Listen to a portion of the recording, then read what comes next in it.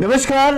आप देख रहे हैं यूनिज यूपी और मैं हूं राहुल सिंह। यूपी गुनाह में गुनाह की एक और सच्ची सनसनीखेज खबर लेकर मैं आपके सामने हाजिर।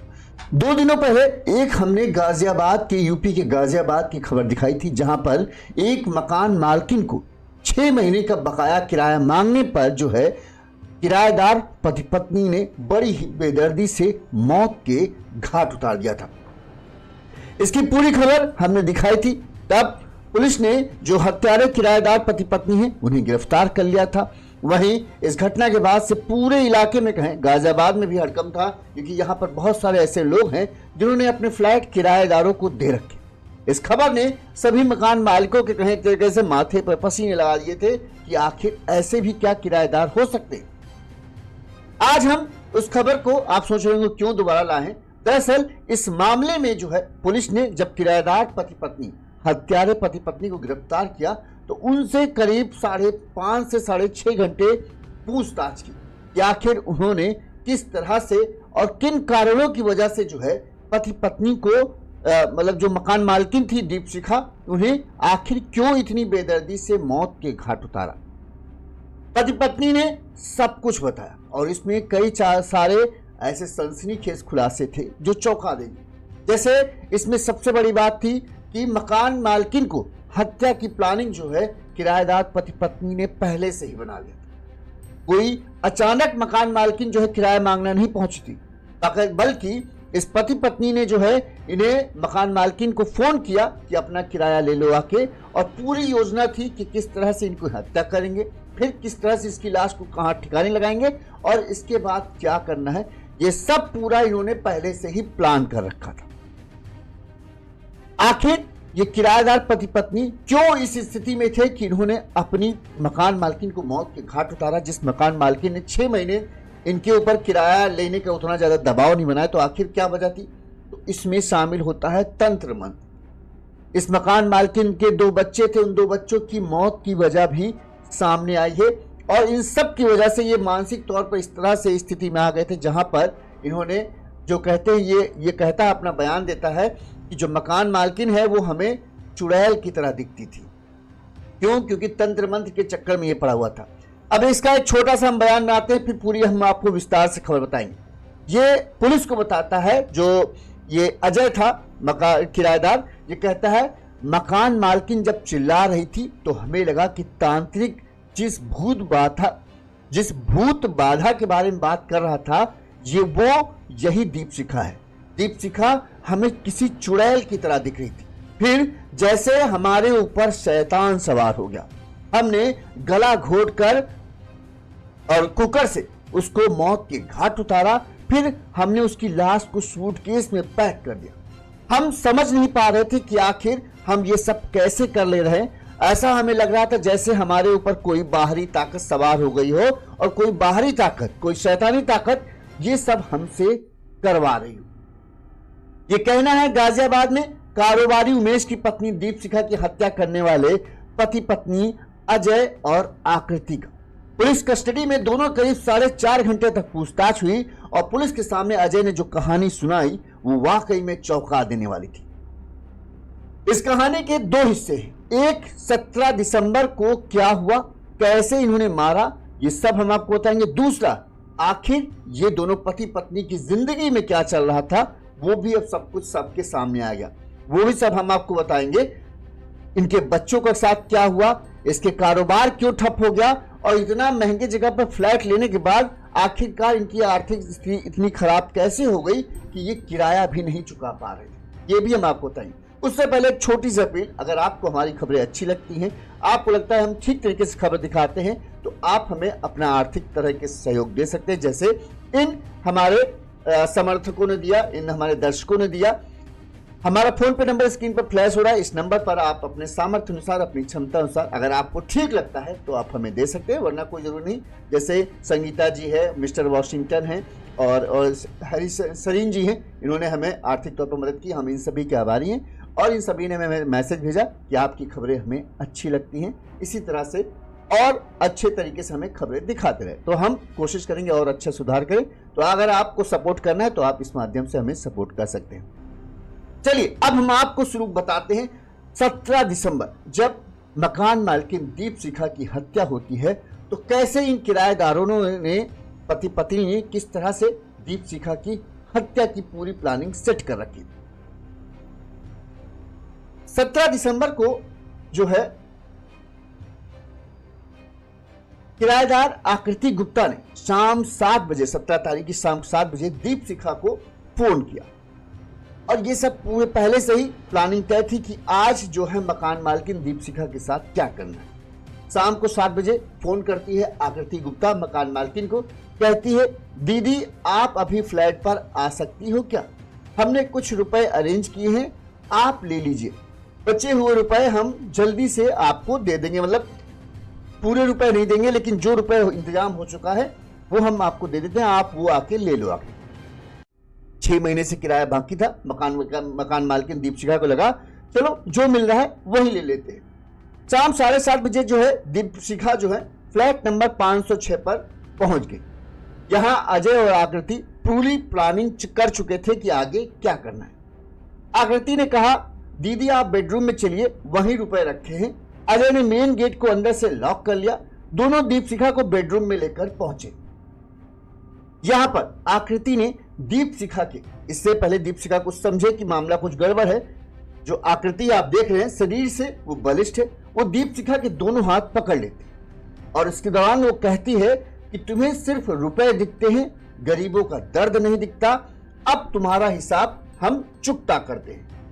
इस दौरान पीछे खड़े अजय ने दीपशिखा के मुंह में चुनरी ठूस दी, इसलिए दीपशिखा की चीख नहीं निकल पाई और आस पड़ोस में रहने वाले किसी भी को दीपशिखा की चीख सुनाई नहीं दी। इस दौरान जब चुनरी ठूस दी तो दीपशिखा का दम घुटने लगा। दीपशिखा छटपटाते हुए फर्श पर गिर पड़ी। बचने के लिए वो हाथ पैर मारने लगी। आकृति ने उसके दोनों हाथ पकड़ लिए। इस दौरान अजय ने जो है दीपशिखा का गला घोटना शुरू कर दिया। दीपशिखा की सांस पूरी तरह से टूटी नहीं थी। इस दौरान मतलब अजय जो गला दबा ही रहा था और दीपशिखा मतलब छटपटा रही थी। इससे पहले कुछ और दीपशिखा करती, आकृति जो है वो किचन में जाती है और किचन से जो है कुकर उठा लेके आती है।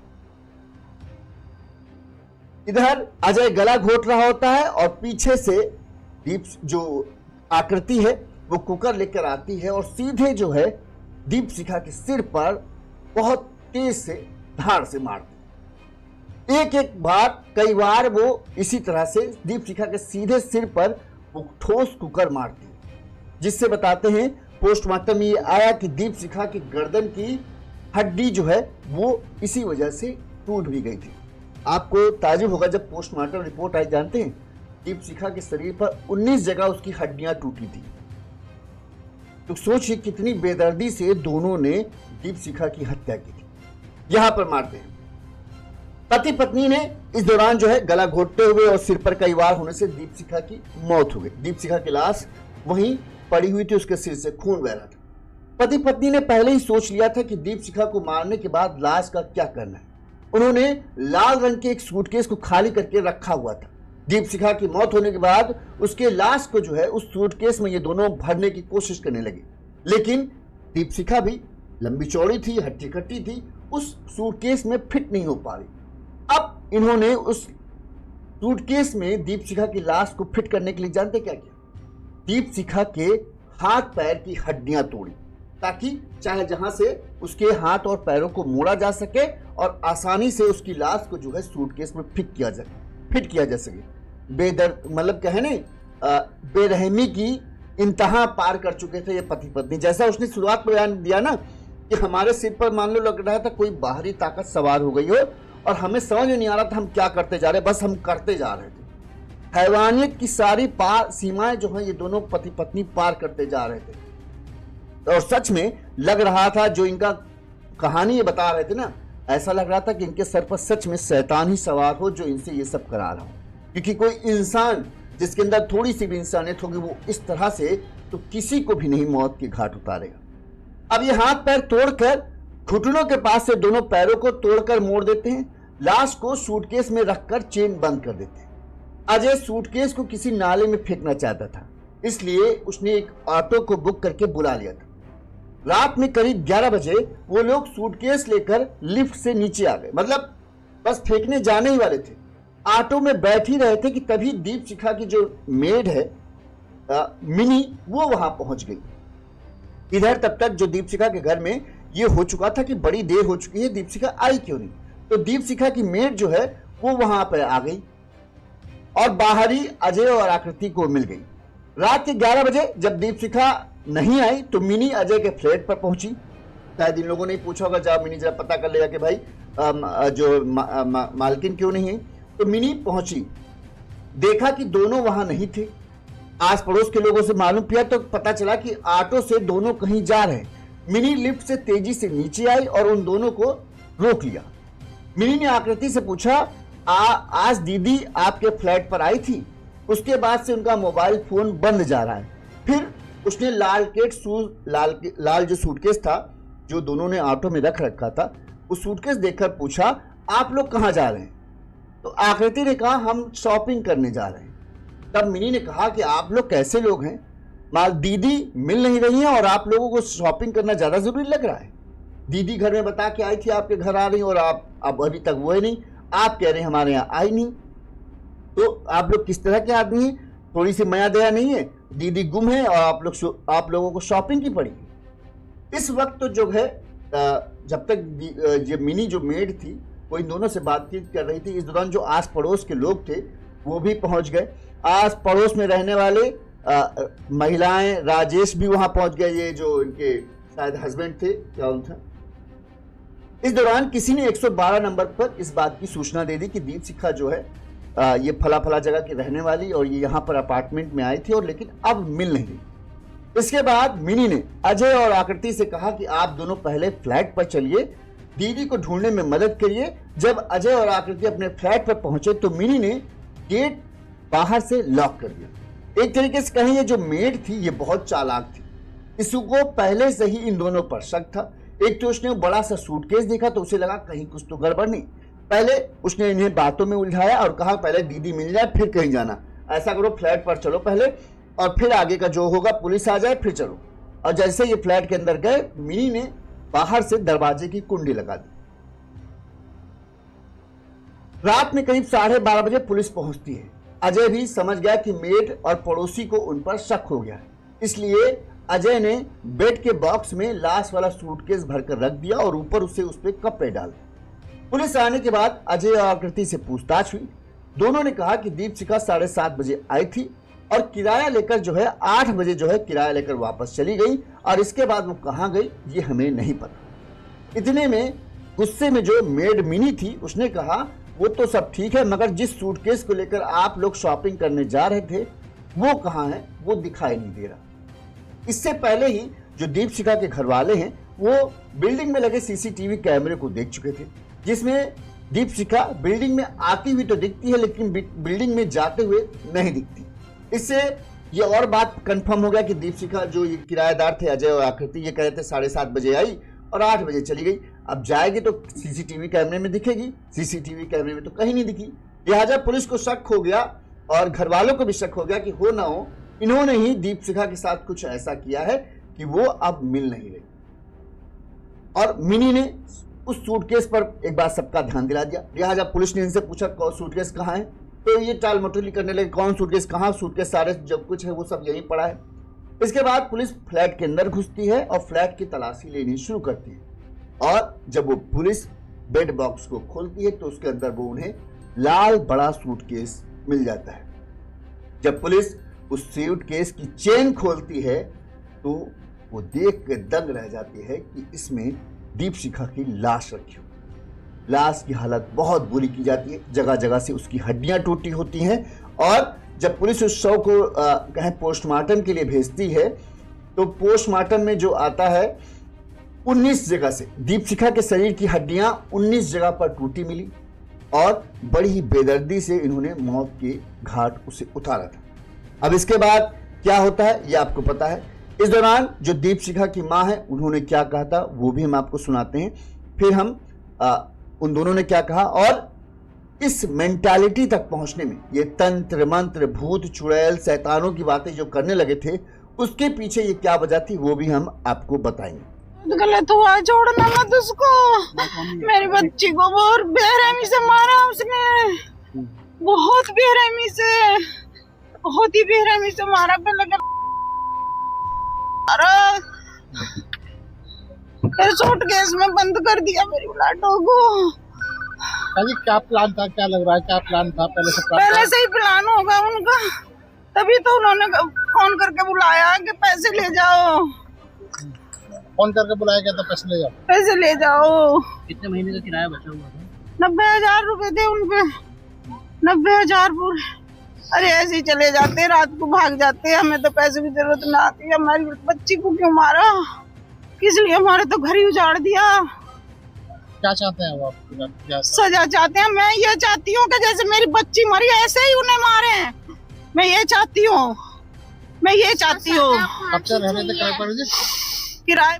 दीपशिखा माँ का रो रो कर बुरा हाल था। बस वो यही कह रहे थे कि इन्होंने बड़ी ही बेरहमी से मेरी बेटी को मारा है, हमें बस इंसाफ चाहिए, इन्हें सख्त से सख्त सजा मिले ताकि दूसरे जिनके दिमाग में ये सब फितूर भरते हों उनको सबक मिले। अब हम आपको बताते हैं, पुलिस ने 4.5 घंटे जो इन अजय और आकृति किराएदारों से पूछताछ की, उसमें इन्होंने क्या चौंका देने वाली चीजें बताई। पुलिस ने इनसे पूछा, सबसे पहले सवाल ये था कि अपनी शुरुआती जिंदगी के बारे में बताओ। अजय गुप्ता बताता है कि हमारा परिवार जो है गाजियाबाद के संजय नगर में रहता था। अब मैं टैक्सी ड्राइवर था। 2013 में मेरी शादी आकृति से हुई। शादी के बाद मेरा खर्च बढ़ गया, इसलिए ज्यादा से ज्यादा लोगों को मैं चूंकि टैक्सी ड्राइवर था अलग अलग डेस्टिनेशन पर ले जाने लगा, यानी पहाड़ों वहाड़ों पर ले जाने लगा जिससे कमाई ज्यादा हो। लेकिन ज्यादातर घर बाहर रहने की वजह से जो है कमाई तो बढ़ी, लेकिन मुझे शराब की लत लग गई। जल्द ही ये बात मेरे पापा तक पहुंच गई। उन्हें लगा कि मैं गलत रास्ते पर चल पड़ा हूं, इसीलिए मेरे आने जाने पर वो पूछताछ करने लगे ज्यादा। इससे मेरा और मेरे पिताजी से झगड़ा होने लगा, और जब झगड़ा कुछ ज्यादा ही होने लगा और उनकी टोका टाकी जो है ज्यादा बढ़ गई, तो मैंने तय कर लिया कि अब मैं घर छोड़ दूंगा। साल 2017 की होगी, मैं पत्नी आकृति को लेकर एक किराए के मकान में शिफ्ट हो गया। मेरे 2 बच्चे थे, एक बेटा और दूसरी बेटी।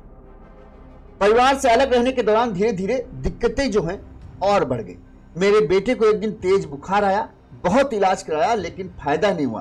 पहले बेटा और फिर बेटी दोनों की बीमारी से उनकी दोनों की मौत हो गई। बच्चों की मौत से ज्यादा बुरा वक्त कोई नहीं हो सकता। मैं और आकृति बहुत परेशान हो गए थे। कार को चलाने में ज्यादा पैसे भी नहीं मिल रहे थे। इस दौरान मेरी जान पहचान विजयनगर में रहने वाले ट्रांसपोर्टर से हुई। मैं जिस किराए के मकान में रह रहा था उसको छोड़ दिया और अपने दोस्त ट्रांसपोर्टर के साथ रहने लगा।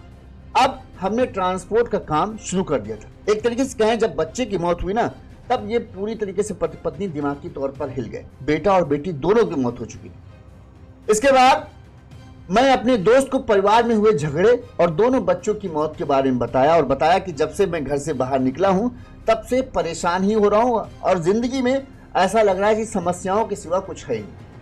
तब मेरे दोस्त ने मुझे बताया कि तुम्हें हापुड़ में बाबूगढ़ छावनी जाना चाहिए। वहां एक तांत्रिक है, वो बता देगा कि तुम्हें क्या परेशानी है और किस वजह से तुम्हारी जिंदगी में इतनी परेशानियां आ रही। अब यहां से जो है वो एक तांत्रिक की एंट्री इसकी जिंदगी में होती है। वहां जो दोस्त था वो ये भी कहता है कि अगर परिवार पर कोई ऊपरी बाधा है तो वो भी बता देंगे और कुछ इलाज भी करा देंगे ताकि सब कुछ सही हो जाए। अब इंस्पेक्टर पूछता है, तो फिर जब तांत्रिक के बारे में तुम्हारे दोस्त ने बताया कि तुम तांत्रिक के पास गए थे? तो अजय कहता है, मैं रेगुलर जो है तांत्रिक के पास जाने लगा। आकृति भी मेरे साथ जाया करती थी। मैं वहां 2 ही सवाल लेकर जाता था। पहला सवाल, मेरा बिजनेस कब रफ्तार पकड़ेगा, यानी पैसों की तंगी कब खत्म होगी।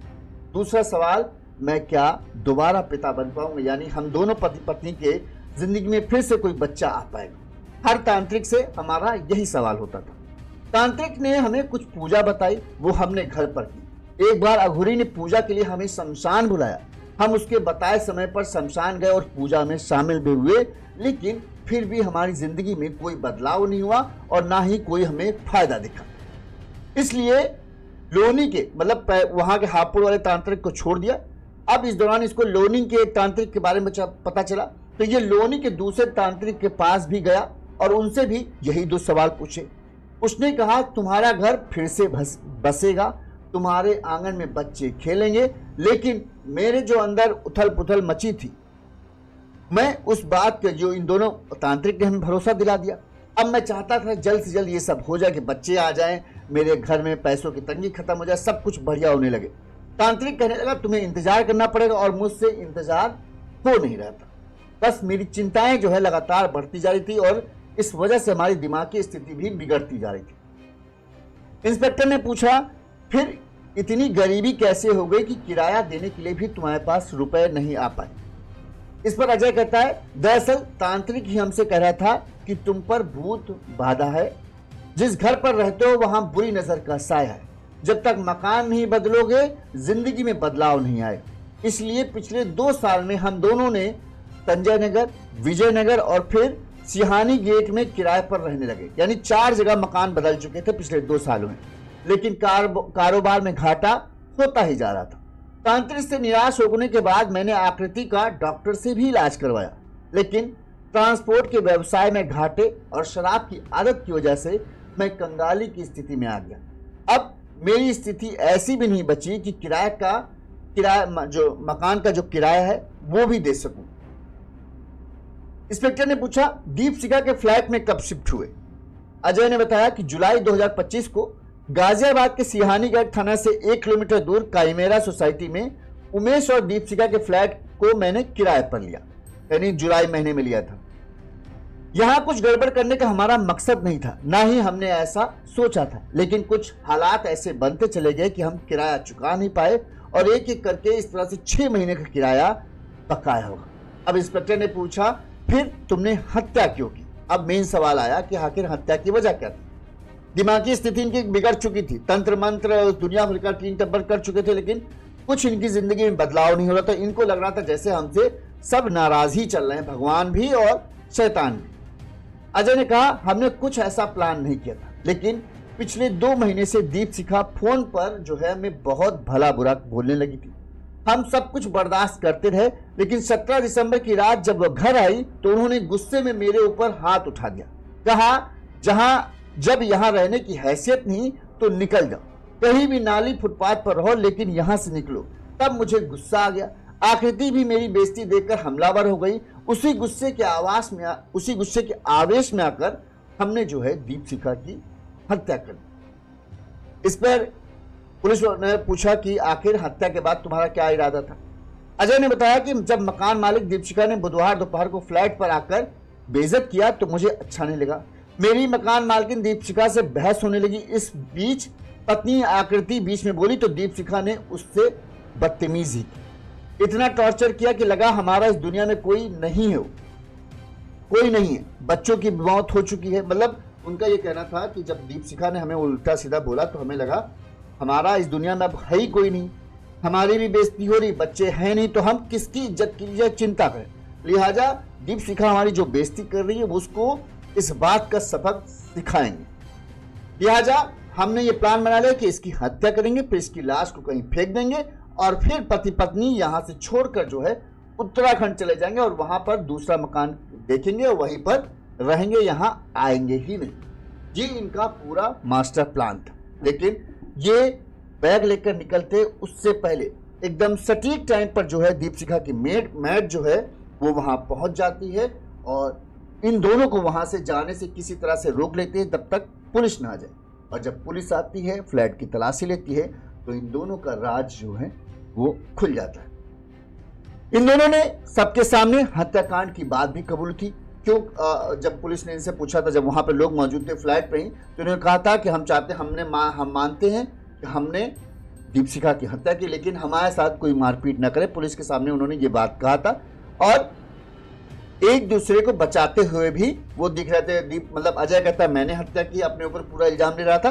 देखो आकृति कहती नहीं, हम दोनों ने मिलकर हत्या की और हम दोनों इसमें शामिल हैं। सुनिए क्या कहा था दोनों ने। निकलना बिल्कुल मुश्किल कर दिया। कब की बात है, कब आए थे ये आपके फ्लैट में? आज शाम को। और मारा कैसे आपने?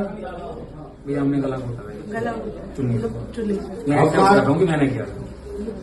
किसी गलती नहीं है, मैंने करा था। साथ थे नहीं, हम साथ थे। नहीं, आप अपने पे मत लो, हमने साथ थे, साथ किया है।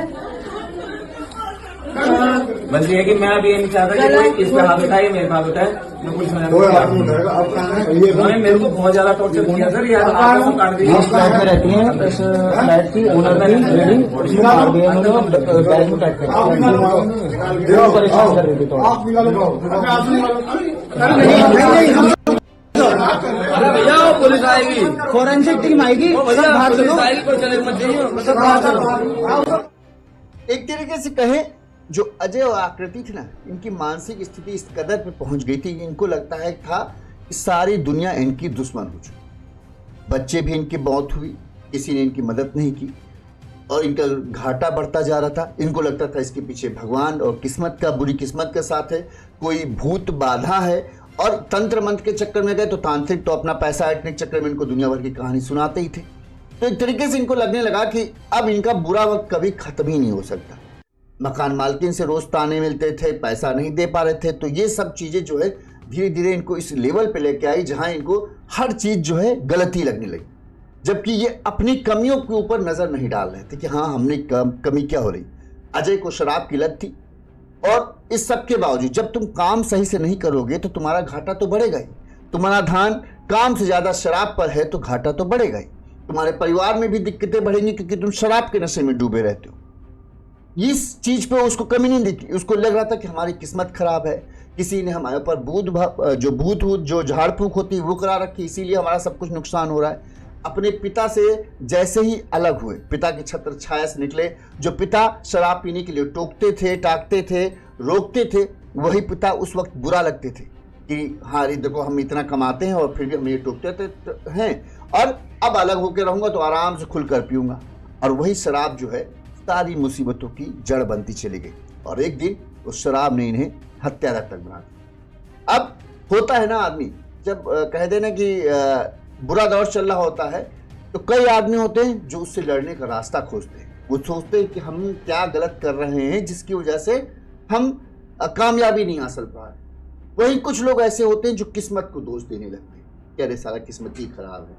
अपनी कमियां नहीं देखना शुरू करते कि तुम्हारा बिजनेस डाउन चल रहा है लेकिन तुम ऐसे जगह पे फ्लैट ले रहे हो जिसका कीमत 18,000 रुपये किराया है तुम्हारा। तुम्हारा वक्त बुरा चल रहा है तो उस चीज को एक्सेप्ट करो, अपना जितनी आमदनी है उस हिसाब से रहन सहन करो। लेकिन नहीं, हाई फाई रहन सहन करना है, आमदनी है नहीं, कह रहा है कि हम इतनी कंगाली पा गए थे कि अब कमरा का किराया मतलब किराए पर कमरा लेने की भी हैसियत नहीं रहेगी थी हमारी। ये था कहानी, फिर भी रही सी नहीं जा रही थी। कमी किसकी देख रहे थे? भगवान की कमी है, किस्मत की कि मेरे 2 बच्चों की मौत हो गई। अरे कई ऐसे माता पिता हैं जिनके तो बच्चे ही नहीं होते। क्या वो जिंदा नहीं है? क्या वो खुश नहीं है? जो भगवान ने किया है वो जो जिसके साथ जितने दिन रहना है वो तो रहेगा ही। माता बच्चे खत्म हो गए तो क्यों उतना वो कर रहे थे? ठीक है दुख हुआ है, लेकिन बहुत सारे माता पिता को देखते हो जिनको कभी बच्चे हुए ही नहीं, वो भी तो जिंदा है। दूसरों के बच्चों को खुशी देखते उसमें खुशी दिखने लगती। शराब का नशा तुम्हारा हावी था। तुम्हारा एक तरफ चिंता था कि कारोबार नहीं बढ़ रहा पर शराब तुम्हारी कम नहीं हो रही। शौक रईसों वाले और कमाई तुम्हारी जीरो होती जा रही। तो बर्बादी के कगार पे पहुंचोगी और जब बर्बादी होगी तब हर बात ताना लगने लगेगी।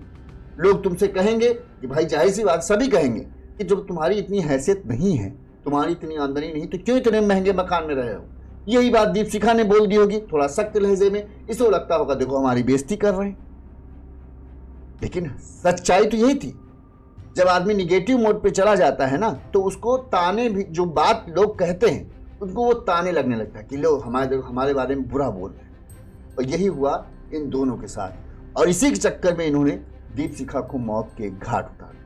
ये पूरी कहानी थी। हमें लगा कि आपको बताना जरूरी है कि आखिर इन दोनों ने क्यों इस पूरी वारदात को अंजाम दिया, किस तरह से सोची समझी पूरी प्लानिंग थी और इस पूरी प्लानिंग के तहत इन्होंने दीपशिखा को बुलाया और फिर उसकी हत्या की। यहाँ पर ऐसा नहीं था कि अचानक बहसबाजी बढ़ती है, दीपशिखा कुछ उल्टा सीधा बोल देती है और फिर ये उसकी हत्या कर देते हैं, बल्कि इन्होंने पहले से ही प्लान बना लिया था कि दीपशिखा की हत्या करना है और उसी की तैयारी में इन्होंने बुलाया और फिर उसे मार डाला। इसी तरह से गुनाह की तमाम बड़ी खबरें हम आप तक पहुंचाते रहेंगे। देखते रहिए यूनिज़ यूपी। नमस्कार। नीलम जी नमस्कार। आप बार बार मैसेज करते हैं, हम सॉरी पढ़ नहीं पाते हैं, लेकिन बहुत बहुत धन्यवाद आपका, इसी तरह से सपोर्ट हमें देते रहें। नमस्कार।